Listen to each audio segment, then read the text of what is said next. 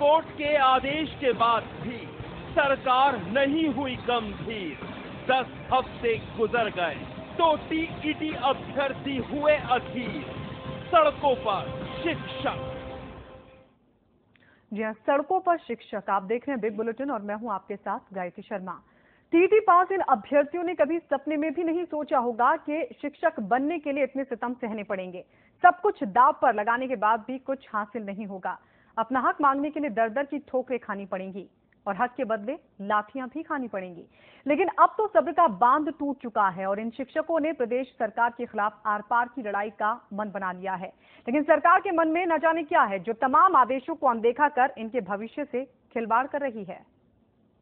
Supreme court के आदेश के बाद भी सरकार नहीं हुई गंभीर।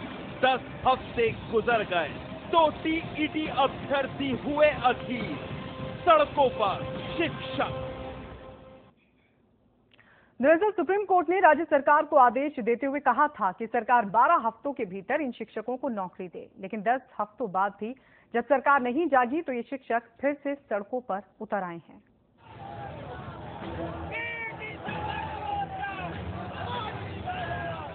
आखिर संयम की भी तो कोई सीमा होती है, सहन शक्ति की भी तो एक शक्ति होती है, सहनशीलता और शालीनता भी तो एक समय पर आकर सिसकने लगते हैं। लेकिन इन सब के बीच ये सितम की सब्र करो, सब्र का फल बड़ा मीठा होता है। अरे मीठा और फीका तो तब जब फल मिले। यहाँ तो हक मांगते मांगते हलक सूख गया है। सड़क से लेकर सरकार तक हर जगह आवाज उठाई, कोई कोर्ट और कोई कचहरी नहीं छोड़ी। सूबे की राजधानी से लेकर देश की राजधानी तक अदालत में आवाज लगा चुके हैं अपने हक और हकूक के लिए। हालांकि देश की सबसे बड़ी अदालत सुप्रीम कोर्ट ने अपने आदेश में 72,000 अभ्यर्थियों को निराश न करते हुए सरकार को आदेश दिया था कि इन्हें इनके अधिकार से वंचित नहीं किया जा सकता। लिहाजा सरकार को 12 हफ्ते में इन्हें नौकरी देनी ही पड़ेगी। 10 हफ्ते गुजर गए, नौकरी तो दूर, सरकार तो अभी काउंसलिंग की तारीख भी तय नहीं कर पाई। यानी सुप्रीम कोर्ट का आदेश भी कोई असर नहीं कर पाया सूबे की सरकार पर। सरकार ने तो सौगंध खा ली है सितम करने की, कसम खा ली है कि तुम कुछ भी कर लो हम नौकरी नहीं देंगे। लेकिन तब क्या करें जब कोई तरकीब, कोई ताबीज सरकार की प्रतिज्ञा ना तोड़ सके। अब प्रतिज्ञा टूटे या ना टूटे, लेकिन इन सब के सब्र का बांध तो टूट ही गया है।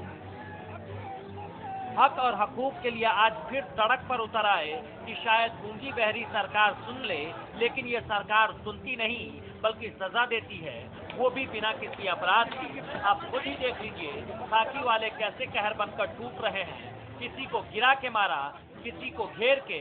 ऐसा लग रहा है जैसे मारने की कोई प्रतियोगिता चल रही है। हक मांग रहे थे, लाठियां मिल रही है, नौकरी का तो कोई पता ही नहीं। लाठी बरपाने के लिए पहले तो कुछ वार्निंग देनी चाहिए थी। वो अचानक आए और पूरी भीड़ पे चारों तरफ से घेर के बहुत बुरी तरह मारा। एक लड़का है, उसके पेट में सरिया पूरी आर पार हो गई है। वो उसके ऊपर कई लोग चढ़ गए, पुलिस वाले चढ़ गए। बहरहाल सड़क से शुरू हुआ शिक्षकों का संग्राम आज फिर सड़कों पर। कल तक आंदोलन था, आज महाआंदोलन है। राजनीतिक विद्वेष के चलते अपने हक से महरूम शिक्षक करे भी तो क्या करे। सवाल यही कि आखिर सरकार के मन में क्या है। सरकार की मंशा में तो कोई आशंका ही दिख रही है, क्योंकि सुप्रीम कोर्ट का आदेश भी सरकार की सेहत पर कोई असर नहीं कर पाया। सर्वोच्च न्यायालय ने सुनाया टीईटी अभ्यर्थियों को नियुक्ति देने का फैसला, लेकिन अब उस मियाद की भी उम्र खत्म होने को है। लिहाजा अभ्यर्थी खुद इस आवाज को मुख्यमंत्री के कानों तक पहुंचाने के लिए विधानसभा पहुंच रहे थे, लेकिन रास्ते में ही उन्हें रोककर लाठियां भांज दी गईं। कुछ पर लाठियां बरसाई गईं तो कुछ पर मुकदमे दर्ज किए गए। अब देखना होगा कि अखिलेश सरकार इन टीईटी अभ्यर्थियों को जो नौकरी की दरकार कर रहे हैं कब तक लाठियों से जवाब देती है। कैमरामैन दीपक त्रिपाठी के साथ अभिषेक सिंह, लखनऊ, समाचार प्लस। तो हक मांगने पर मिल रही हैं लाठियां। तमाम खास मेहमान हमारे साथ जुड़ चुके हैं। समाजवादी पार्टी के नेता केसी जैन हमारे साथ जुड़ गए हैं। इसके अलावा हमारे साथ टीटी संघर्ष मोर्चा के विधिक सलाहकार एसके पाठक भी मौजूद हैं और हमारे मैनेजिंग एडिटर अमिताभ अग्निहोत्री जी भी हमारे साथ जुड़ चुके हैं। अमिताभ जी, आखिर सरकार की मंशा है क्या? देखिए, मंशा पर कोई अब सवाल बचता ही नहीं जी। देश की सबसे बड़ी अदालत के निर्णय के बाद भी सरकार का राजहट यथावत। अब तो तय ये होना है क्या कोई सूबे की सरकार इतनी हटी हो सकती है कि वो भारत की सबसे बड़ी अदालत की बात मानने से इनकार कर दे। 10 हफ्ते बीत गए, 12 हफ्ते के भीतर सुप्रीम कोर्ट ने कहा था इन सारे 72-73 हजार बच्चों को नौकरी देकर हमको रिपोर्ट करिए आकर कि मेरे आदेश का अनुपालन हो गया। आपने काउंसलिंग की तारीख तय नहीं की, आपकी नीयत में खोट है, ये बात साबित हुई। जो नौकरी मांगने आए बच्चे सुप्रीम कोर्ट के आदेश के बाद, उनके ऊपर आपने लाठी मारी। मेरे पास आज एक बच्चे ने अपनी फोटो भेजी, उसकी देह पर केसी जैन घाव है। उसने मुझसे पूछा कि अमिताभ जी, मैं अपनी बूढ़ी विधवा मां को ये चोट कैसे दिखाऊं जाके, वो मर जाएगी। ये सवाल है उत्तर प्रदेश का। किस बात का हट है, किस बात की नाक की लड़ाई है, क्यों घमंड है, क्यों नहीं मानना चाहते ये बच्चे? मैंने पहले भी कहा था टीईटी की लड़ाई समाचार पत्र लड़ता रहा है। मैंने पहले भी कहा था सरकार से, ये हमारे ही प्रदेश के बच्चे हैं, ये हमारे ही घर के बच्चे हैं, क्यों हट कर रहे हैं आप? ये किसी दूसरे देश से आए घुसपैठिए हैं क्या? ये उत्तर प्रदेश की मिट्टी में पैदा हुए बच्चे हैं, इनका हक है। उस पर हाई कोर्ट ने मोहर लगाई, आप सुप्रीम कोर्ट भागे, सुप्रीम कोर्ट ने आपका पक्ष खारिज किया, बच्चों के हक में निर्णय दिया। आप मानने को तैयार नहीं, नाना प्रकार के तर्क लेकर खड़े हो जाते हैं। किनके खिलाफ? अपने घर के लड़कों के खिलाफ, अपने घर की बच्चियों के खिलाफ। जो सरकार अपने ही प्रदेश के लोगों के खिलाफ लड़ाई लड़ने लगे, उसके बारे में क्या टिप्पणी करो? ये 72,000 लोग कौन है? आज समाजवादी पार्टी लोकसभा के चुनाव के नतीजों के बाद मुझे लग रहा था शायद वो अपने में आत्मालोचन करेगी, अपने व्यवहार पर समीक्षा करेगी। लेकिन आज जो लखनऊ में हुआ, मुझे लगता है समाजवादी पार्टी ने आत्मालोचन करने का अध्याय बंद कर रखा है। विधानसभा का चुनाव आएगा जैन साहब, ये 72,000 लोगों के परिवार आपके खिलाफ खड़े होंगे।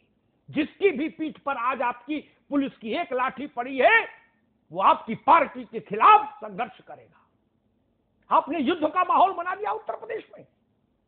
75,000 परिवार सड़क पर खड़े कर दिए लाकर, और वो तब जब सुप्रीम कोर्ट का आदेश है कि इनको नौकरी दीजिए। आप अदालत से बड़ा होना चाहते हैं, आप सुप्रीम कोर्ट से बड़ा होना चाहते हैं, क्यों? ये बड़ा सवाल है, इसलिए आज इस बहस को लेकर आया हूं उत्तर प्रदेश के अवाम के सामने। जैन साहब, ये किस बात की नाक की लड़ाई है, किस बात का ईगो है ये सरकार का, जो आपके अपने ही बच्चे सड़कों पर हैं और आप उनको हक देने की बजाय उन पर लाठियां बरसा रहे हैं?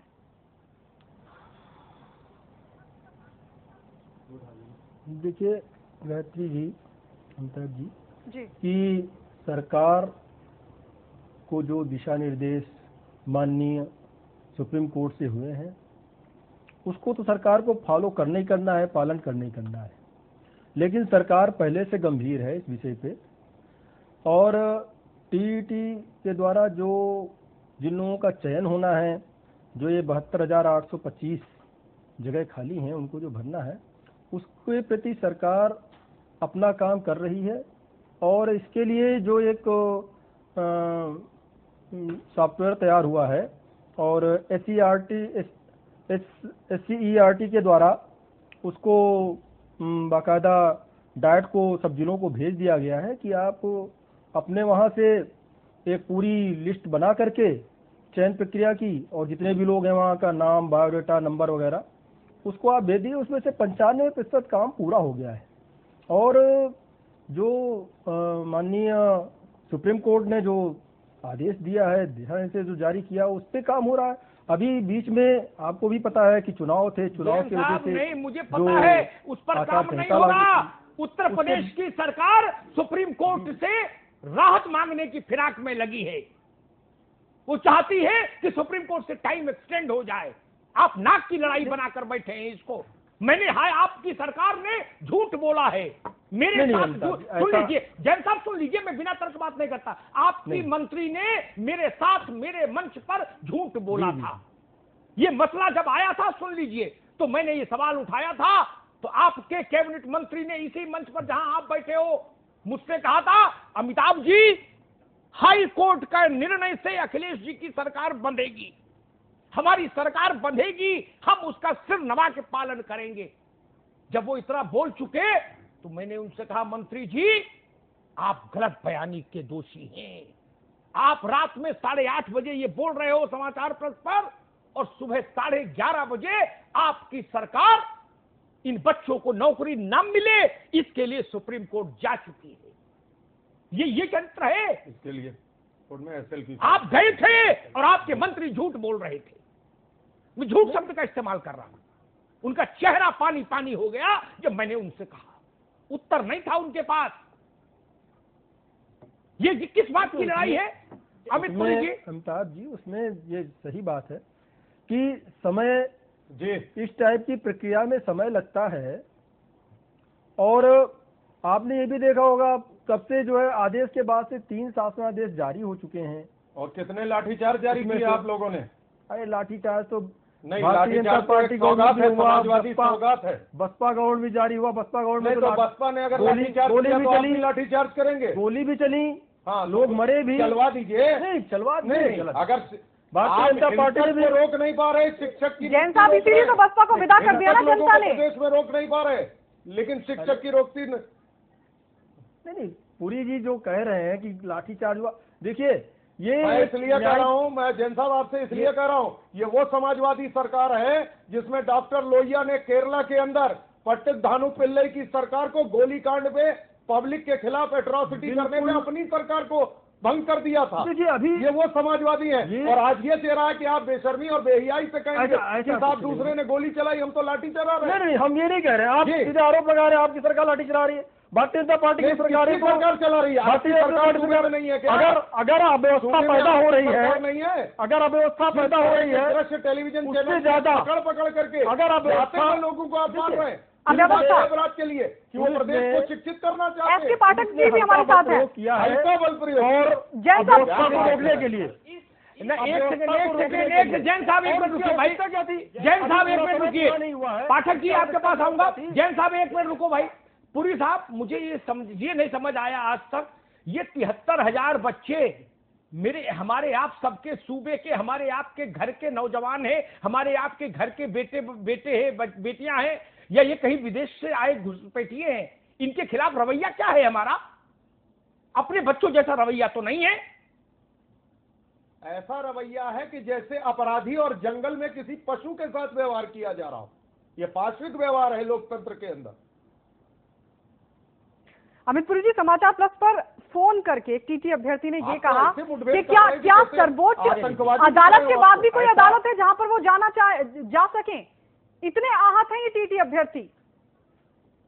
नहीं, देखिए गायत्री जी, देखिए प्रक्रिया शुरू हो गई है और हमने आपको बताया शासनादेश जारी हुआ है 26 तारीख को। जैन साहब, अरे आपके शासनादेश को जैन साहब, जो बात अमिताभ जी कह रहे हैं कि सुप्रीम कोर्ट से राहत की तैयारी में सरकार, ये बिल्कुल सच है, क्योंकि काउंसिलिंग की तारीख तक अभी तक तय नहीं की गई है।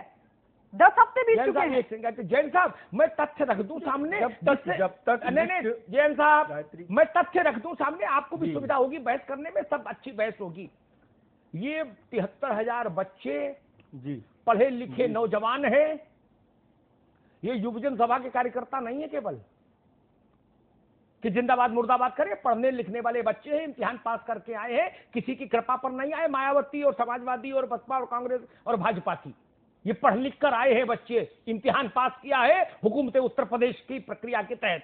एक दूसरी चीज, अगर आप सब कुछ अच्छा कर रहे थे, मैं अनपढ़ आदमी हूं, मुझे समझा दीजिए, मैं सरकार की तारीफ करूंगा, लेकिन नहीं समझा पाएंगे तो बहुत आलोचना करूंगा।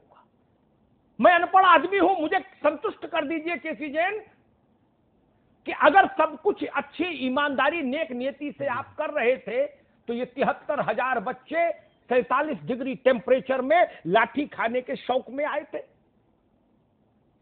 जब आदमी घर से बाहर नहीं निकल रहा है, मारे आग, आसमान से आग बरस रही, ये बच्चे अपने सर पर गमछा बांधकर किस लिए आए थे? घोसी से, आजमगढ़ से, मऊ से, फरुखाबाद से, एटा से, इटावा से, जौनपुर से, बिजनौर से, झांसी से किस लिए आए थे? मेला देखने आए थे? तमाशा लगा था लखनऊ में? क्या करने आए थे ये लोग? कैसी बात करते हैं आप लोग? पाठक जी, जो आरोप जैन साहब लगा रहे हैं, कह रहे हैं कि अब अव्यवस्था फैला दी गई थी टीटी अभ्यर्थियों की तरफ से, जिसके बाद पुलिस को लाठीचार्ज करना पड़ा। नहीं, मैं ये जैन साहब कह रहे हैं। जैन साहब का कहना है कि सरकार भर्ती कर रही है। जी। सरकार भर्ती, जैन साहब, सरकार भर्ती कर रही है। 3 शासनादेश जारी किए गए। मैं वहां से उठाना चाहूंगा बात को। 25 मार्च के ऑर्डर के बाद 2 हफ्ता बीत गया तो एक दिन 2-4 अधिकारी SCRT में इकट्ठा हो गए और सुप्रीम कोर्ट को मैं बताना चाह रहा हूं कि इन्होंने अभी आपके सामने फैक्ट रखा कि 95% मैंने पूरा कर लिया। मैं विधिक सलाहकार के साथ साथ इस मुकदमे में टीटी संघर्ष मोर्चे की तरफ से सरकार के खिलाफ मुख्य पक्षकार भी हूँ। 15 दिन पहले हमको नोटिस सुप्रीम कोर्ट से रिसीव हो चुकी है। इनके वकील ने रिसीव कराया है कि सरकार किसी भी कीमत पे भर्ती नहीं, उसमें टर्म यूज किया गया है कि भर्ती असंभव है और किसी भी कीमत पे भर्ती नहीं कर सकती, लिहाजा इसके टाइम को एक्सटेंड कर दिया जाए। ये है सच्चाई। यही मेरे बात है जनता, क्या आपकी सरकार सुप्रीम कोर्ट में इसका खेल खेल रही है? यही मैंने कहा था। एक पक्षकार के पास सुप्रीम कोर्ट से नोटिस आया। पक्षकार के पास? जी नहीं, मैं बता रहा हूँ आपको। अभी 26 मई को राज्य सरकार ने एक शासनादेश जारी किया है, जो आपकी वेबसाइट पे भी है, उत्तर प्रदेश शासन की, आप उस पे देख लीजिए। RT एक्ट लागू होने के बाद से ऐसे 75 शासनादेश जारी हुए हैं। फिर आप किसी पे भरोसा करेंगे? फिर शासन के शासनादेश भरोसा, आप किसी पे भरोसा करेंगे? जैन साहब, मेरी बात सुनिएगा, मैं जो कहना चाह रहा हूँ पूरा करने दीजिए। 75 शासनादेश जारी हुए हैं उत्तर प्रदेश सरकार में। सवाल इस बात का है कि क्या एक भी शिक्षक पिछले 3 साल में भर्ती हो पाए? आप जो बात कर रहे हैं, आप एक और तो विधिक सलाहकार हैं, हो पाए, आप विधिक सलाहकार हैं, आप अजीबोगरीब बात करते हैं। मैं भी हाई कोर्ट का अधिवक्ता हूँ। शासनादेश को आप नहीं मानेंगे, आप किस चीज को मानेंगे? सवाल इस बात का है कि और दूसरी बात, नहीं कितने शिक्षक भर्ती हुए? जब अरे 12 हफ्ते में आज 11वां हफ्ता चल रहा है। कितने नहीं भर्ती होते हैं ये भी आपको मालूम है। जब लिस्ट आउट होगी तो सारे भर्ती होंगे। लिस्ट आउट होने की एक प्रक्रिया होती है। हाँ, प्रक्रिया होती है। कदम सरकार मैं बता रहा हूँ आपको। देखिए, जो 26 मई को शासनादेश डायट को SCERT के द्वारा उत्तर प्रदेश सरकार ने भेज दिया है कि आप अपनी पूरी प्रक्रिया को पूरा करके, नाम, पता, एड्रेस, रोल नंबर पूरा करके और जो सॉफ्टवेयर है उसके द्वारा डाउनलोड करके आप उसको पूरा SCERT को भेज दें। डायट पूरे हर एक जिले के भेज दिया गया ये चीज, और उसमें से 95% काम पूरा हो गया है सरकार। और जो सुप्रीम कोर्ट ने जो समय दिया है, अभी सरकार के पास समय भी है, हो सकता है सरकार समय मांगे। अंताज जी ने जो बात कही, मैं उससे सहमत हूं कि अगर इसमें प्रक्रिया में और समय लग रहा है तो हफ्ते 2 हफ्ते का समय और पूरा मांग सकते हैं। नहीं, दोनों बात, उसमें हम ये नहीं कह रहे कि साल भर लगेगा, 2 साल लगेगा, हफ्ते 2 हफ्ते 15 दिन का समय सरकार और मांग सकती है। जैन साहब, अरे पाठक जी रुको भाई, पाठक जी 2012 में एक मिनट रुकिए, Pathak ji. Select list out करने में 1 हफ्ता नहीं लगा। पाठक जी, एक मिनट रुकिए। पूरी सिलेक्शन की लिस्ट आउट कर दी वेबसाइट पे, रैंकिंग जारी हो गई, लोगों को काउंसलिंग के लिए रातों रात बुला लिया गया। 4 फरवरी से काउंसलिंग शुरू हो गई। तो वो कैंसिल हो गई ना। वो हाई कोर्ट, जब वो कैंसिल हो गई है तो पूरी पूरी फिर से बनेगी। जब पूरी फिर से बनेगी तो सारी प्रक्रिया फिर से होगी। कि 83 लाख की फीडिंग और मेरिट 1 हफ्ते में जारी हो जाती है। 72,000 की नहीं हो पा रही। 69 फॉर्म, जिसमें से 90,000 पिछली गवर्नमेंट, 90% पिछली गवर्नमेंट ने पूरा कर दिया था। केवल 10% आपके लिए काम बचा था। आपको उतने काम के लिए 6 महीने चाहिए। ठीक है, आपको ये नहीं मालूम है पाठक जैन साहब, जी, नहीं जैन साहब, जितने उसमें फिर से फार्म डाले गए, जैन साहब एक मिनट रुकिए। सारे के सारे फार्म डालने की प्रक्रिया फिर से हुई थी और जिन लोगों ने 20 जगह फार्म डाला वो 70 जिलों में अप्लाई किया। जैन साहब एक मिनट रुकिए, पाठक 1 मिनट रुकिए। अमित पुरी जी, जी, एक पक्षकार है, दूसरे स्पष्टीकरण देने वाले पक्ष से है, इसलिए दोनों को हटा के जरा बात दूसरी भी कर ले। मेरा सवाल ये है, मैं तकनीकी उलझनों में नहीं जाना चाहता, कौन सा जियो नंबर, कौन सा डीओ नंबर कब जारी हुआ, इस बात में नहीं पढ़ना चाहता। फिलहाल मैं नियत पर सवाल उठा रहा हूं, मेरी बात को गौर से सुनिएगा। नियत पर। इलाहाबाद पहली बात तो अपने आप इन बच्चों को नौकरी क्यों नहीं मिली, मेरी बात गौर से सुनिएगा, निवेदन कर रहा हूं सबसे, जैन साहब आप भी। उत्तर प्रदेश का शासन इन कंटिन्यूएशन तारतम्य में रहता है। आप तो वकील हैं, जानते हैं, जवाहरलाल प्रधानमंत्री रहे या रहे नरेंद्र मोदी, भारत सरकार कभी डिफंक्ट नहीं होती, गवर्नमेंट ऑफ इंडिया हमेशा चलती है। वैसे गोविंद वल्लभ पंत रहे हो या अखिलेश जी हो, उत्तर प्रदेश शासन हमेशा चलता है। एक शासन के द्वारा लिए गए इम्तिहान के बाद उत्तीर्ण हुए, मेरिट में आए बच्चे स्वतः नौकरी क्यों नहीं पा गए? एक सवाल। जब आपने नौकरी नहीं दी, प्रपंच रचे, कौतुक किए, बच्चे अदालत में गए। अदालत ने उत्तर प्रदेश की जमीन पर जो सबसे बड़ी अदालत है इलाहाबाद हाई कोर्ट, उसने आपको डांटा शब्द इस्तेमाल कर रहा हूं, आपको फटकारा, आपको लताड़ा और कहा इनको नौकरी दो तत्काल। आपकी सरकार ने, ये बच्चे मिलने गए थे सरकार के सबसे बड़े चेहरे से, उन्होंने क्या कहा था मालूम है? हम तुम्हारे साथ हैं। सबसे बड़े चेहरे ने कहा हम तुम्हारे साथ हैं, और इधर से मंत्री को पीछे वाले गेट से दिल्ली भेज दिया कि जाओ सुप्रीम कोर्ट में इस हाई कोर्ट के निर्णय के खिलाफ एसएलपी लगा दो। ये चीज मेरी आंख में खटकती है। ये व्यवहार अपने बच्चों जैसा नहीं है। सरकार माई बाप होती है। पुरी साहब, ये व्यवहार दुनिया का कोई आदमी कह सकता है क्या? ये लगातार सारे कदमों को देखिए, ये लगता है कि शायद प्रयास करके हुकूमत उत्तर प्रदेश चाहती है कि ये इन बच्चों को नौकरी से रोका जाए। पुरी साहब, देखिए अमिताभ भाई, तीन बातें इसमें से बुनियादी निकलती हैं। ये सरकार, पिछली सरकार के द्वारा शुरू किसी काम, हमारे राजनीतिक मतभेद बसपा से हो सकते हैं, किसी पार्टी से हो सकते हैं, लेकिन हमारे मतभेद उत्तर प्रदेश की जनता और यहाँ के नौजवानों और उनकी बेरोजगारी से नहीं हो सकते। आप कैंपेन के दौरान 2012 में खड़े होकर के तमाम सारे वादे करते हैं, लोगों की उम्मीदें जगाते हैं, और सरकार की नीयत कहां से पता लगती है? आप जियो की बात करते हो, आप जो एफिडेविट कोर्ट के अंदर दाखिल करते हो, आप हाईकोर्ट के फैसले के बाद एसएलपी फाइल करने के लिए चोर दरवाजे से जाते हो। आप में इतना नैतिक साहस नहीं है कि यह सरकार कह सके कि हम हाईकोर्ट के फैसले से डिसएग्री करते हैं, हम सुप्रीम कोर्ट में कंटेस्ट करेंगे और देश की सबसे बड़ी अदालत जो फैसला देगी हम उसे मानेंगे। यह साहस भी आपके पास नहीं है। फिर सुप्रीम कोर्ट निर्देश देती है तो भी आप उसका पालन नहीं करते, और उसके बाद भी आप एफिडेविट में जो कहते हो, मैं मानता हूं सरकार ऑन ओथ जो एफिडेविट कोर्ट के सामने दाखिल करती है वो एबीसीडी कोई आईएएस अफसर फाइल करा रहा हो, कोई अधिकारी फाइल कर रहा हो, लेकिन कैबिनेट को उसकी कॉग्निजेंस होती है। मैं मानता हूं इस सरकार की पूरी नीयत इन 72,000 लोगों को नाना प्रकार से नौकरी न देने की है, इस बात की नहीं है कि कैसे हम रास्तों को आसान करें। फिर आप 95% काम कर लोगे, फिर आप बता दोगे 25 मई को यह जारी कर दिया। अरे जो एक मूल चीज जारी करनी है, नियुक्ति पत्र, उसे कब जारी करोगे? उसे क्यों नहीं जारी करते? मूल सवाल यह है, ये जियो का उलझाव मत पैदा कीजिए। सीधे सीधे या तो कहिए हम नियुक्ति पत्र देंगे, या कह दीजिए कि देश की सुप्रीम कोर्ट भी कहेगी तब भी हम नहीं जारी करेंगे। यह है हमारी उम्मीद की साइकिल। जैन साहब, ये जो आप ना उम्मीद कर रहे हो सुप्रीम कोर्ट ने जैन साहब, शायद आपका क्या नजरिया? सुप्रीम कोर्ट का ऑर्डर आपने देखा होगा, सुप्रीम कोर्ट ने भी यही शब्द इस्तेमाल किया कि इनको अपॉइंटमेंट लेटर दीजिए विद इन 12 वीक्स और फिर रिपोर्ट करिए। ठीक, यानी उससे पहले जो पाठक कह रहे हैं आपको अपॉइंटमेंट लेटर से पहले की सारी प्रक्रियाएं करनी होंगी। एम आई राइट? आप तो वकील हैं, जानते होंगे उसमें प्रक्रिया में काउंसलिंग है और तमाम छोटे छोटे कदम है, वो सब उठाने होंगे। तो वो नहीं उठे, 11वां हफ्ता आ गया, इसलिए ये लोग सड़क पर आए हैं। किसकी आंखों में धूल झोंकने का काम होगा भाई? हमको अंदाज नहीं है कि कितना टाइम लगेगा काउंसलिंग में। अमिताभ जी देखिए, कोई धूल झोंकने का कोई काम नहीं हो रहा है।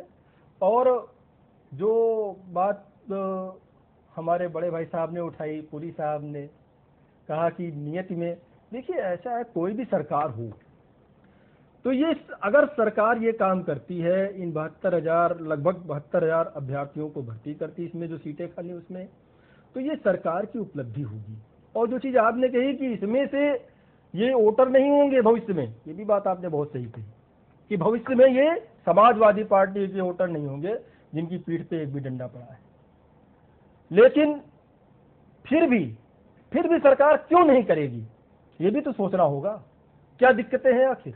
वही तो सवाल उठा रहे हैं। 12 अब तो वीक करना का हमें मजबूरी समय है। मिला हुआ है। सुप्रीम कोर्ट के अभी आदेश के 12 वीक बाद का आप समय कैसे नहीं नहीं, करेंगे? मेरी बात सुन लीजिए प्लीज मेरी बात सुन लीजिए अमिताभ जी कि 12 वीक का समय है, बात अभी मेरे पास में से 2 हफ्ते का समय बाकी है। सरकार पूरी प्रक्रिया को पूरा कर रही है। सीबीआई जांच भी होती है, उसमें जो सुप्रीम कोर्ट कह देती है कि आप 2 हफ्ते के अंदर रिपोर्ट ला के दाखिल करिए, उसमें भी सीबीआई अपना हलफनामा दाखिल करती है, समय मांगती है कि भैया हमको और समय चाहिए, अभी जांच बाकी है। प्रक्रिया चल रही है, प्रक्रिया पूरी हो रही है। और कुछ और जो बात बताई कि 2011 में हुए थे, पिछली सरकार में हुए थे, उनमें होना चाहिए, उसको भी सरकार स्वीकार करती है। लेकिन इसी के बीच में जो उसमें कुछ क्वेश्चन गलत थे, क्वेश्चन गलत होने के कारण कुछ लोग हाई कोर्ट गए थे,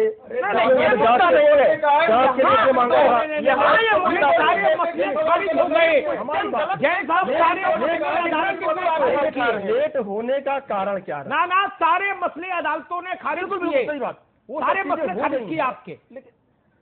भारत की सबसे बड़ी अदालत ने आपके वकील के सारे फिर भी जो हमारे पास अभी एक तो ये है कि अभी 2 हफ्ते का समय था, और फिर एक चीज थी, सरकार ने कोई ये तो नहीं कहा हम नहीं कर रहे हैं, यही कहा है सुप्रीम कोर्ट में, यही कहा है नहीं, सुप्रीम कोर्ट में नहीं, सुप्रीम कोर्ट में यही कहा है, नहीं हल किए। सुप्रीम कोर्ट में यही कहा है। पूरी साहब आपको मालूम होगा, पत्र देने हैं। पूरी साहब जो बात आपको मालूम होगी उसमें कुछ क्वेश्चन को लेकर के सवाल उठे थे उसमें। बिल्कुल ये लड़कों ने सवाल उठाए थे। सारे क्वेश्चन सुप्रीम लड़कों ने सवाल उठाए थे। जैन साहब आपको जानकारी नहीं है, प्रक्रिया लेट क्यों हुई? जब प्रक्रिया क्वेश्चन को लेकर के नहीं थी, प्रक्रिया धांधली को लेकर के थी कि संजय मोहन को पैसा दिया गया।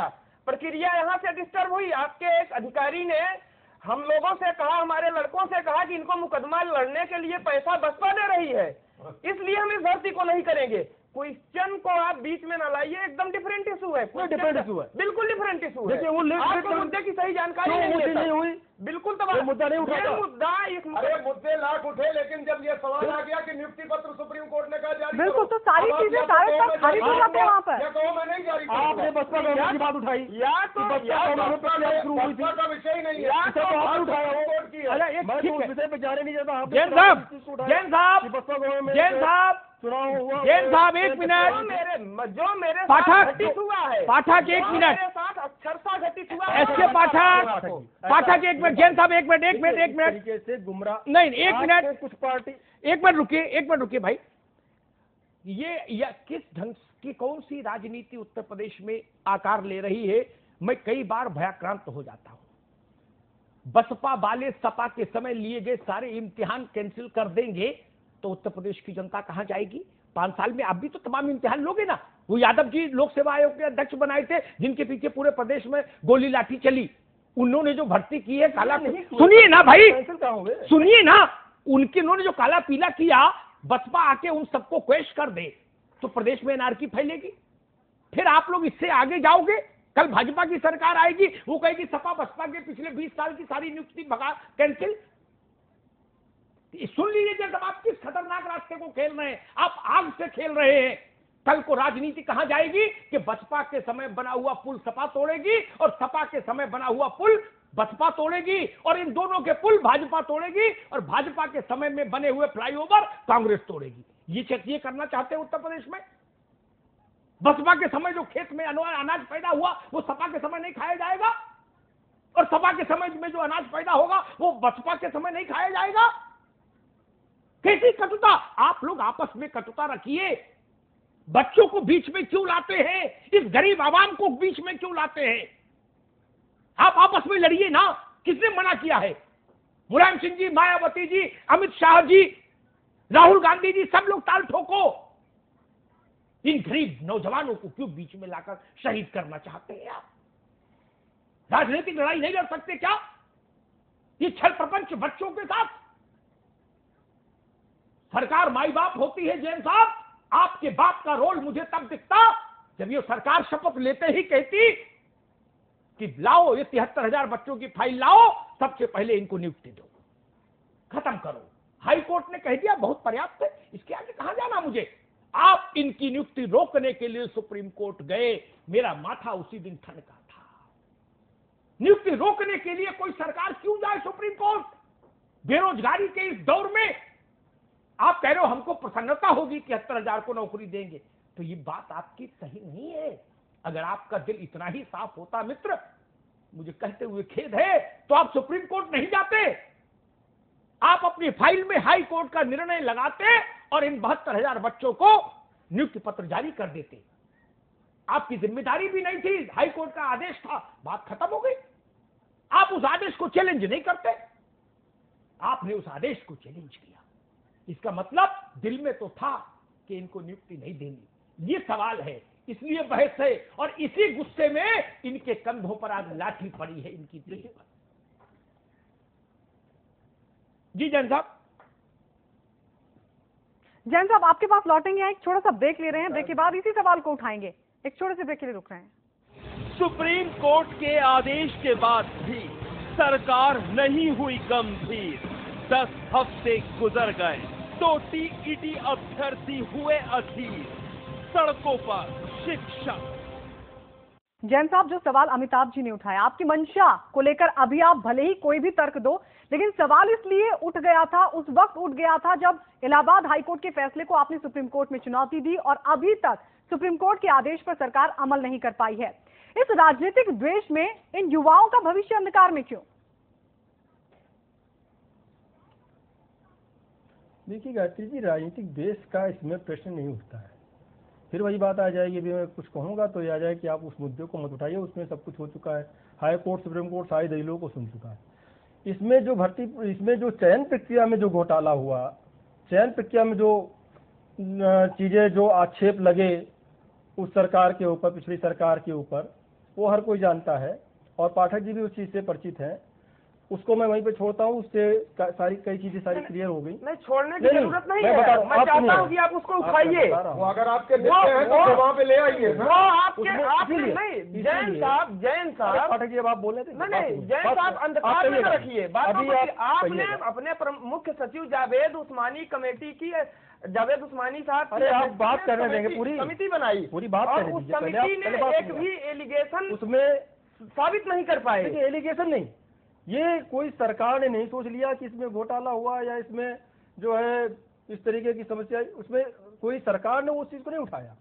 उस चीज को जो टीईटी उत्तीर्ण लोग थे उन्होंने उसको उठाया, और जो टीईटी पास करने में रह गए थे उन्होंने उसको उठाया।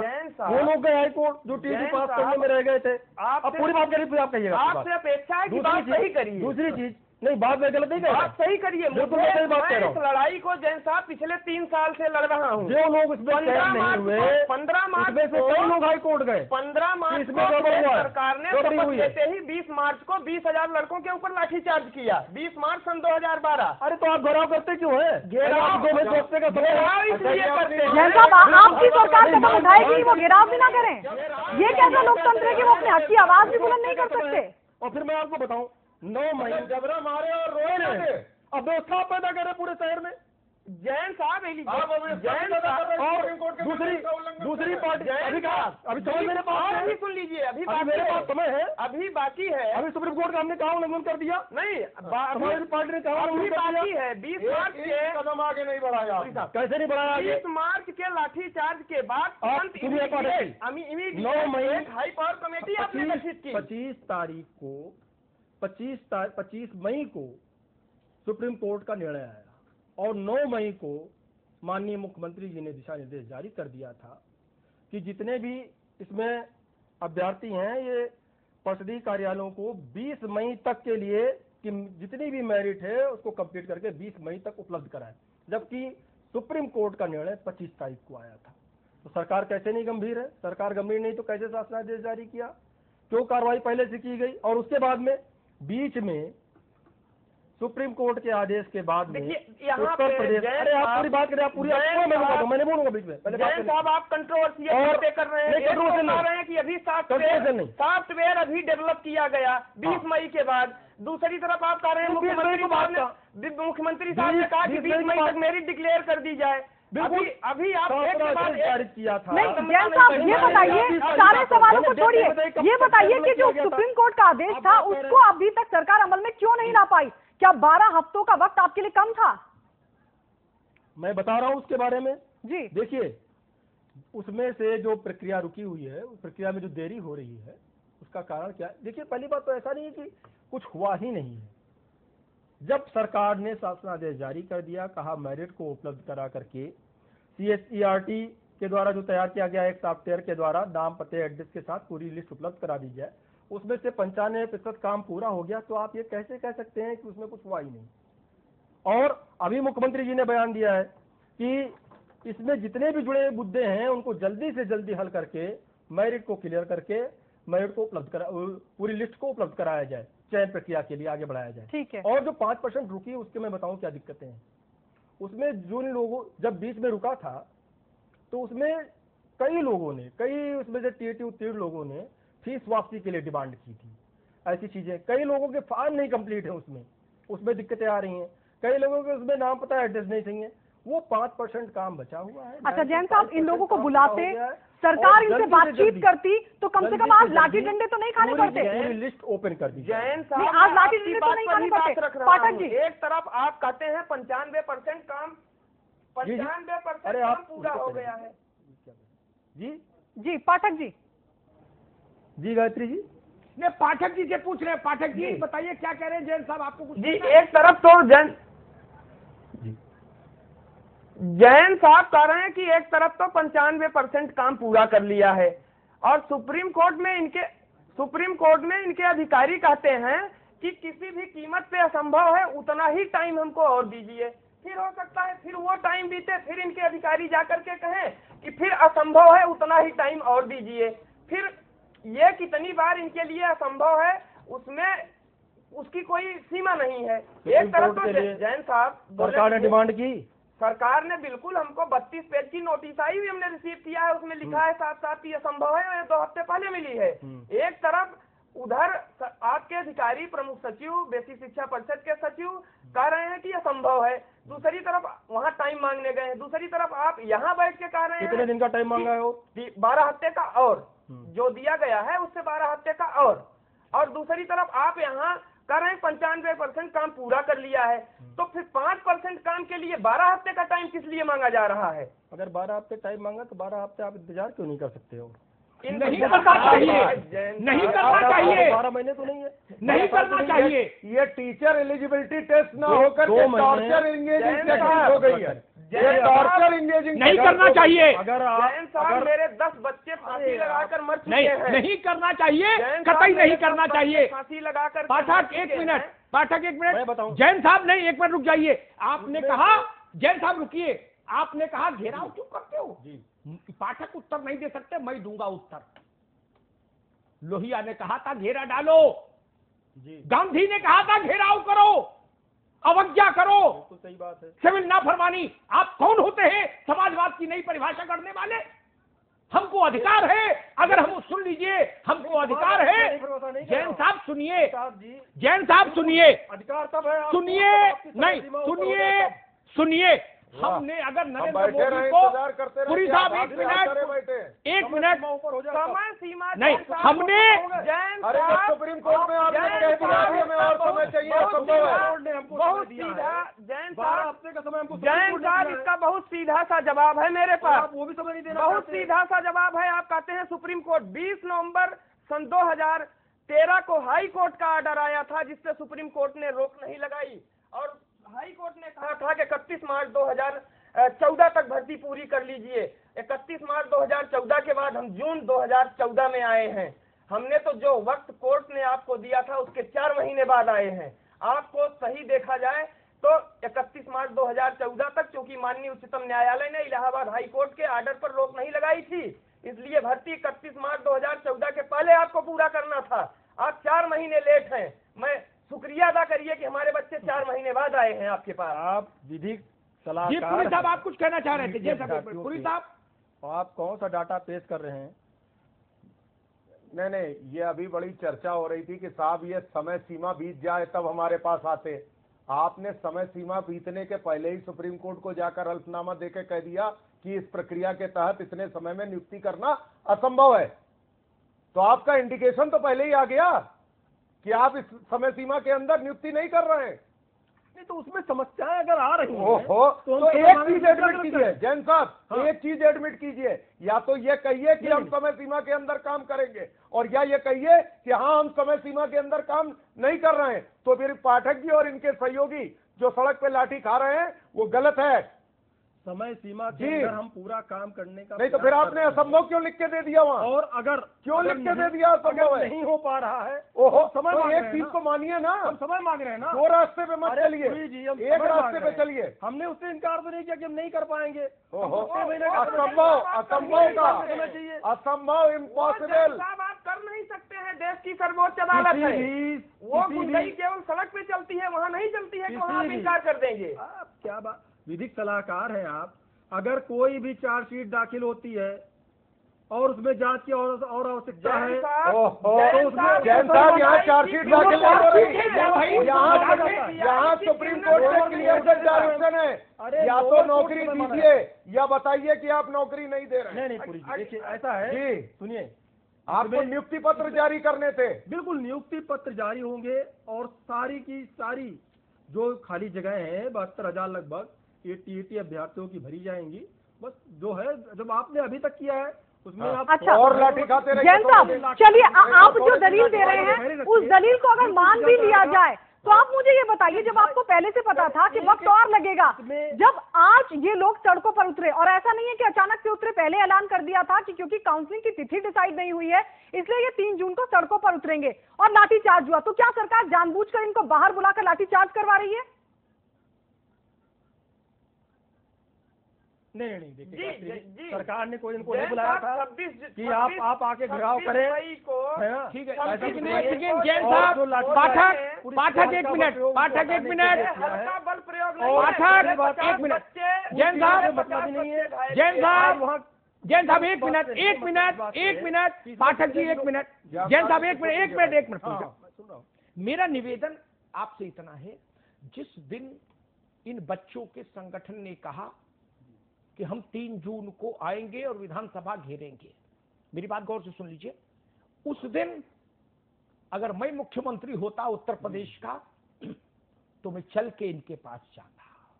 अपने घर के लोगों के पास जाने में नाक ऊंची होती है, नीची नहीं होती। ये घमंड छोड़िए, ये घमंड ले डूबेगा, ध्यान रखिएगा, ले डूबेगा मित्र, ले डूबेगा ये घमंड। इस देश में इंदिरा गांधी को हरा के लोगों ने भेज दिया था रायबरेली से। हम आप तो छोटे लोग हैं, वो बड़े लोग थे। फिर भी आपके मुख्यमंत्री ने, आप क्या सुन लीजिए, अरे सुन तो लीजिए, आपकी सरकार ने, आपके शिक्षा मंत्री ने इनकी चेतावनी पत्र आने के बाद कि हम 3 जून को विधानसभा घेरेंगे, 50-60 हजार बच्चे सड़क पर उतरेंगे, आपकी सरकार ने इनके किसी प्रतिनिधिमंडल को बुला के ये तत्व ज्ञान बताया जो आप आज यहां दे रहे हैं? क्या ये फर्ज नहीं है लोकतांत्रिक सरकारों का? मेरे वोट से चुनी हुई सरकार मुझसे बात करने में उसको हक तलफी हो रही है क्या? मेरे वोट से चुनी हुई सरकार। और एक बात ध्यान रखिएगा, उत्तर प्रदेश के मुख्यमंत्री हो या भारत के प्रधानमंत्री नरेंद्र मोदी हो, अगर हमने वोट दिया है तो हमें उनसे सवाल पूछने का हक, हमें उनके घेराव करने का हक। लोकतंत्र में इस अधिकार पर कोई कैसे प्रतिबंध लगा सकता है? संसद घेरेंगे नहीं, हम संसद घेरेंगे, हम विधानसभा घेरेंगे। जनता को घेरना भी चाहिए। जब जब शासन बहरा हो जाए तो जाइए और विधानसभा के गेट पर प्रतिनिधियों को उनके कान में अपनी आवाज डालिए। गूंगे और बहरे तंत्र को जगाने का कोई रास्ता बताइए। अदालत की आप सुनते नहीं, वहां छलछल्म होता है।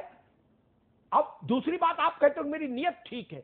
जैन साहब, सुप्रीम कोर्ट में बदायूं वाले दरोगा को भेजोगे क्या उस हेड थाने के कि जाओ लाठी मार के आओ? क्या करेंगे सुप्रीम कोर्ट में? वहां तो उस दरोगा की नहीं चलेगी ना, जिसको आपने अभी तक सस्पेंड नहीं किया थाना प्रभारी को, उस हेड थाने के, उसको भेजोगे क्या आप सुप्रीम कोर्ट कि जाओ जज को धमकाना, कहना मैं बदायूं रिटर्न हूं?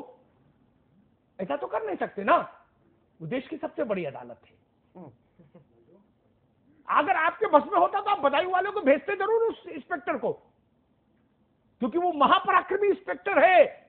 मैं हैरान हूं, वो आदमी अभी भी पद पर है। कितना ताकतवर दरोगा होगा उत्तर प्रदेश का। डीजीपी फेल उसके आगे, आईजी, डीआईजी, डीजीपी फेल, एक इंस्पेक्टर इतना ताकतवर। यूएन में कंडेम हो गया कांड, लेकिन इंस्पेक्टर नहीं हटा। यूएन में कंडेम हो गया, लेकिन इंस्पेक्टर नहीं हटा। इसका मतलब उस इंस्पेक्टर की ताकत। आईजी जोन को तो हटा दिया गया। अरे आपने मुख्य सबसे बड़े अधिकारी को उस क्षेत्र के हटा दिया गया। नहीं, गलत बात है जैन साहब। मुख्य सवाल है पहला दोषी कौन? थाना अध्यक्ष। आपने थाना अध्यक्ष को, वो थाना अध्यक्ष क्यों नहीं हटा? आपने अनिल गुप्ता को हटा दिया, principal secretary home, special secretary home हटा दिए, आईजी हटा दिए, सब हटा दिए। मेरा $1,00,000 का सवाल, जिसके थाना क्षेत्र में 2 लड़कियों के साथ इतनी बर्बरता हुई, जिससे भारत का सर यूएन में झुका, यूएन ने प्रस्ताव पारित किया, वो दरोगा कौन है? किस मिट्टी का बना है? भगत सिंह का वंशज है? चंद्रशेखर आजाद का वंशज है? क्यों धो रही है उत्तर प्रदेश सरकार उसको? कारण यहां बताऊंगा तो अच्छा नहीं लगेगा, यहां कारण बताऊंगा तो अच्छा नहीं लगेगा। सत्ता के रसूख का वंश। लेकिन कुछ तो है उस दरोगा में। जिस बात पर प्रिंसिपल सेक्रेटरी होम चला जाता है, उस बात पर इंस्पेक्टर नहीं हट रहा। उस इंस्पेक्टर का दंभ कहां पहुंचेगा पता है आपको? इसलिए मैं सवाल उठा रहा हूं, जब ये बच्चों ने नोटिस दिया था तो आपकी सरकार ने इनसे बात क्यों नहीं की? लोकतंत्र में ये सबसे पहली बात होती है। आज अगर रेलवे यूनियन धमकी दे सरकार को, तो रेल मंत्री का कर्तव्य है कि उनसे बात करें। बैंक वाले धमकी देते हैं, फाइनेंस मिनिस्टर बात करते हैं। लोकतंत्र में आप बात ही नहीं करेंगे, और जब वो निकलेंगे तो लाठी चला देंगे। लाठी चलाने की नौबत क्यों आई जैन साहब? नौबत क्यों आई? इन बच्चों को आपने अपनी ईमानदारी का सबूत क्यों नहीं दिखाया? जैन साहब, कम से कम बात तो करनी चाहिए थी इस दौरान। जैसा कि आप कह रहे हैं कि वक्त कम था और वक्त चाहिए था, उस बात को कम से कम इन लोगों को बताना तो चाहिए था, विश्वास में तो लेना चाहिए था। ये तो कम से कम एक लोकतांत्रिक तरीका है, सरकार को अपनाना चाहिए था। ये टीईटी के अगर इन्होंने, जी गायत्री जी, इन्होंने एक संगठन बना रखा है, तो एक 4 लोगों के 6 लोगों के एक समूह को, एक दल बना करके मुख्यमंत्री से अपनी बात तो रखना चाहिए कि क्यों देरी है। इनको भी तो ये जानना चाहिए कि देरी क्यों हो रही है। अच्छा, तब भी यही पहल करते हैं, आपने कहना चाह रहे हैं। मैंने सारी जिम्मेदारी नहीं ली है। अजब तमाशा है। घेराव की बात का क्या मतलब है? सरकार की कोई जिम्मेदारी नहीं है। तमाशा है ये। मेरी सारी जिम्मेदारी। जैन साहब, 10 हफ्ते तक आप कुछ करेंगे नहीं, उसके बाद जब सड़कों पर उतरेंगे तब आप उम्मीद कर रहे हैं कि यही आगे बढ़े, यही आपके पास पहुंचे। आप ये एहसास कराना चाह रहे हैं क्या ये गुलाम है, या आप इनके ऊपर कोई एहसान करने वाले हैं? कुछ किया नहीं जी। आप जैन साहब, बेरोजगारों का संगठन है ये। 26 मई को जैन साहब ये पूरे प्रदेश बात में, नहीं है। पूरे प्रदेश नहीं में है इसी 26 मई को इस संगठन ने हर जिलाधिकारी को ज्ञापन सौंपा कि महोदय, मुख्यमंत्री महोदय को बताइए कि पानी नाक के ऊपर से गुजर रहा है और हम 3 जून को विधानसभा आ रहे हैं। उसके बावजूद देखिए, हम कहते हैं मुख्यमंत्री हमसे रिश्तेदारी न जोड़े, मुझसे रिश्तेदारी जोड़ने की जरूरत नहीं है। लेकिन जो आज आप इस कैमरे के सामने बैठ करके बोल रहे हैं, कम से कम मुख्यमंत्री महोदय को, हमने देखा हर जिलों से मुझे रिपोर्टिंग हुई कि एलआईयू के, आईबी के 3-3 इंस्पेक्टर लगे हुए हैं, लिख करके संख्या तक भेज रहे हैं गृह विभाग को। हर जगह से सूचना जा रही है, ज्ञापन जा रहा है, फैक्स हो रहे हैं। हमसे रिश्तेदारी मुख्यमंत्री न जोड़े। पढ़े लिखे संगठन से हैं, कम से कम जो आज कम से कम प्रक्रिया जाननी चाहिए कि आगे क्या क्या प्रक्रिया हो चुकी है, उसमें कितना काम बचा है। नहीं जैन साहब, वक्त क्योंकि खत्म हो रहा है, वक्त खत्म हो रहा है, उससे कोई फर्क नहीं पड़ता। अमित पुरी जी, क्या सरकार का ये रवैया, क्या सरकार का ये रवैया एहसास कराने वाला है, ये एहसास कराने वाला है कि भाई हम तो ताकतवर हैं और ये दबे कुचले लोग हैं? क्या ये सरकार एहसास कराना चाहती है क्या, जिनकी वोट पर सरकार बनी है? बाकी जितना काम हो गया है टीईटी का, ज्यादा मुझे लगता है टीईटी का काम हो गया है। नहीं पा रहे हैं। जितना काम जितना काम हो गया, और आप दलों ने मुझे हाई स्कूल पास करवाया, आप दलों ने मुझे इंटर पास करवाया, मेरे पुरी साहब बोलिए। विपक्षी दलों ने टीटी पास आप भी करवाया, ऐसा काम कर रहे हैं दलों ने ही जैसे मुझे लगता है बनाया। किसी के रहमो करम पे आप जी रहे हैं। आप ऐसा काम कर रहे हैं। ही हमारे और हमारे साथियों को इस लायक बनाया कि हम नहीं जैन साहब आप गलत बात बोल रहे हैं। विपक्षी दलों ने ही सुप्रीम दो कोर्ट हफ्ते का भी टाइम था। अभी आप अमिताभ मुख्यमंत्री से सीधे मिल अमिताभ सकते जी ने थे। भी साफ किया कि धरना एक प्रदर्शन एक आप करना समूह बना करके अपनी आप बात सीधे मिल रखना एक सकते थे। लोकतांत्रिक तरीका है और उसी पर चल रहे हैं ये लोग। आप ये रहमो करम वाली बात नहीं कह सकते, ये गलत है। अमित पुरी जी नहीं मैं देखिए लोकतांत्रिक तरीका है, बिल्कुल लोकतांत्रिक तरीका है, लेकिन जब आपकी मांगे ना पूरी हों, आपको भ्रमित किया जा रहा हो, तब मैं पुरी बता रहा साहब, हूँ आपको आवाज आ रही है? सब चीजें सारी नेट पे हैं, शासनादेश जारी पुरी हो साहब, चुका है। आपको आवाज आ रही और है? पंचायत आ रही है, तो मुझे आ रही बोलिए, है, फिर मेरा भाई। बोलिए। मुझे अमिताभ भाई आवाज आ रही है आपको? तो बोलिए। ये सिर्फ और सिर्फ जी विपक्षी दलों के भड़काने का काम है बस। अमिताभ भाई जी, अब जो स्थिति निकल करके सामने आ रही है इस पूरी बहस के अंतिम चरण में, बिल्कुल ये असली समाजवादी पार्टी का चेहरा है। क्या ये जरूरत क्या थी? नहीं इसकी सुन वजह लीजिए कहता हूं। कि ये विपक्षी पार्टियों के भड़कावे पे आ रहे हैं। बिल्कुल मैं तो चाहता था अमिताभ भाई कहीं ना कहीं ये विषय अंतिम समारोह में सच्चाई के रूप में सामने आए, और लग रहा है कि तू इधर उधर की बात ना कर, सवाल तेरी रहबरी का है, तू बता तेरी रहबरी में यह काफिला क्यों लुटा। ये इधर उधर की बातें मत कीजिए।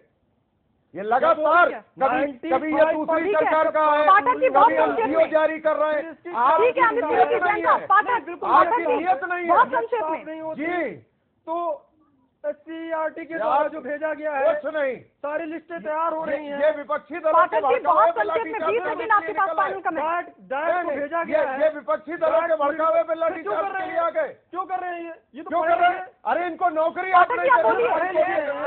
पढ़े लिखे इसलिए कर रहे हैं। साहब बताइए। दो हफ्ते का समय भी सरकार के पास बाकी है। मेरा सीधा दो सवाल हफ्ते है, का समय भी सरकार के नहीं, पास अब बाकी जैन साहब से है। सवाल अरे का तो सवाल नहीं दो हफ्ते में क्या मिलेगा। करेंगे? क्यों? और लाठी खाएं आपसे। 2 हफ्ते बाद ठीक क्या है, करेंगे आपसे मुझे 2 हफ्ते में? बिल्कुल। सीधा सवाल है। ठीक है अमिताभ जी संपादकीय टिप्पणी। आप और सुप्रीम कोर्ट को जाके बताया पुलिस साहब, पाठक जी, ये संभव नहीं ये है नियत नहीं आपकी। नहीं, जैन साहब, पाठक जी अब नहीं, समय नहीं है मित्र, पाठक जी समय नहीं है। जैन साहब, 2-3 बुनियादी सवाल हैं। एक, पाठक जी, ये सरकार लोकतंत्र की मर्यादा का पालन नहीं करती। जैन साहब, आप बोलिए 1 घंटा भाई। जैन साहब, थोड़ा धैर्य रखिए मित्र।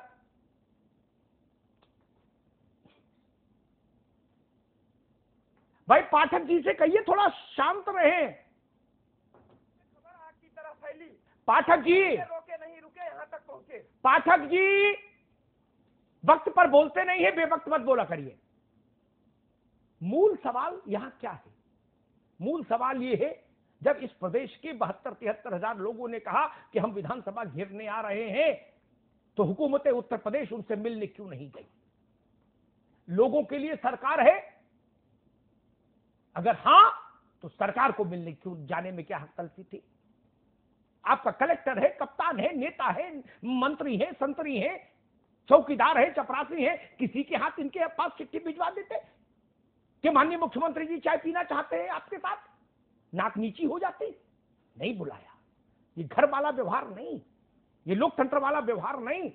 और आपने कहा और इंतजार कर लो, तो इस देश में समाजवाद की नींव डालने वाले लोहिया कहे गए कि जिंदा कौमें इंतजार के चक्कर में नहीं पड़ती। ध्यान रखिएगा। तीसरी बात, हम इंतजार भी कर ले अगर नियत पर भरोसा हो। वो भरोसा आपने तोड़ा है सुप्रीम कोर्ट में एसएलपी ले जाके, इसलिए भरोसा नहीं है बच्चों को। अन्यथा अपने प्रदेश के मुखिया पर भरोसा होना चाहिए, अच्छी बात है, लेकिन वो तब होता है जब मुखिया अपने वचन पर कायम रहे।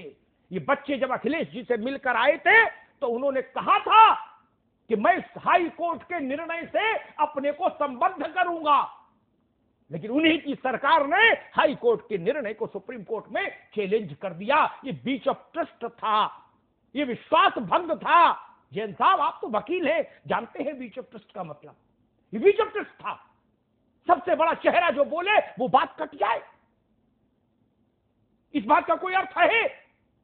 और सरकार यहां टीवी पर बैठकर कहे कि 95% काम हो गया और बाबू सुप्रीम कोर्ट में जो मोहर लगा के दे रहा है 2 मछली वाली उत्तर प्रदेश सरकार की, उसमें लिख रहा है कि संभव नहीं, 12 हफ्ते और लाओ तो सोचेंगे।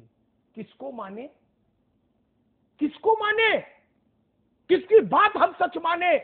जो हुकूमत है उत्तर प्रदेश सबसे बड़ी अदालत में कागज दाखिल कर रही है, उसको सच माने या प्रवक्ताओं की बात को सच माने? दोनों बातें सच नहीं हो सकती। और तीसरी बात और आखिरी बात, अदालत ने आपके पास कथा करने का विकल्प नहीं छोड़ा, भगवती पाठ का विकल्प नहीं छोड़ा। अदालत ने आपके पास कोई विकल्प नहीं छोड़ा। सुप्रीम कोर्ट ने अपने ऑर्डर में लिखा है अपॉइंटमेंट लेटर दीजिए, और कोई विकल्प आपके पास नहीं छोड़ा कि इस पर विचार करिए, उस पर विचार करिए। उसने कहा इनके हाथ में नियुक्ति पत्र दीजिए। आपको आदेश फॉलो करना चाहिए था, एक कानून के राज का सम्मान करते हुए।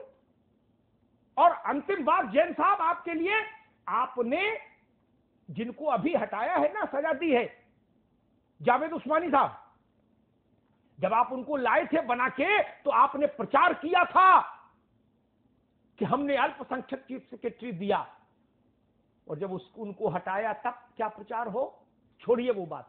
जावेद उस्मानी की अध्यक्षता में एक कमेटी बनाई थी आपने, उसने सब जांच पड़ताल कर ली, सारे कागज देख लिए, कोई आरोप सत्य नहीं पाया गया, जिसके कारण टीईटी के बच्चों को अभी तक लटका के आपने रखा। उस कमेटी की फाइंडिंग में कोई भी बात सस्टेन नहीं की। मैंने पहले भी कहा था इन्हीं बच्चों के पक्ष में बोलते हुए, आज फिर कह रहा हूं जैन साहब, हुकूमत को ध्यान रखना चाहिए, इन बच्चों के साथ अन्याय गाय का मांस खाने के बराबर है, गाय का मांस खाने के बराबर। मैंने देखा है, इन बच्चों से मैं व्यक्तिगत तौर पर मिला हूं। ये जब लखनऊ में अनशन पर बैठे थे तो मैंने ही अनशन खत्म करवाया था, अपने लखनऊ के मित्रों को भेजकर अपने कार्यालय के।